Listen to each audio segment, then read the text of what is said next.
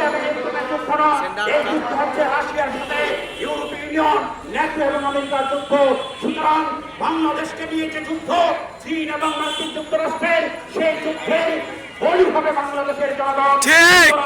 আমরা শ্রমিক সংগ্রামের মধ্য থেকে আমরা যেমন মজুরিভিত্তিক সংগ্রামের কথা বলছি, শ্রমিক অধিকারের কথা বলছি, একই সাথে বাংলাদেশকে যুদ্ধের তথা কথিত সাম্রাজ্যবাদীদের যুদ্ধক্ষেত্রে পরিণত করার যে ষড়যন্ত্র চলছে, আমরা তার বিরুদ্ধে বলছি।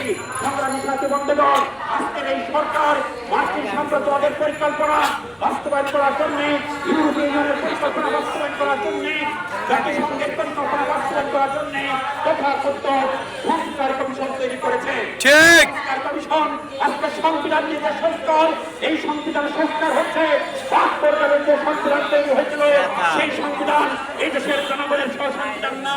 এই সংবিধান এই দেশের বিজয়ী দেশের কোন সংবিধান ছিল না। ওই সংবিধান ছিল রুশ ভারতের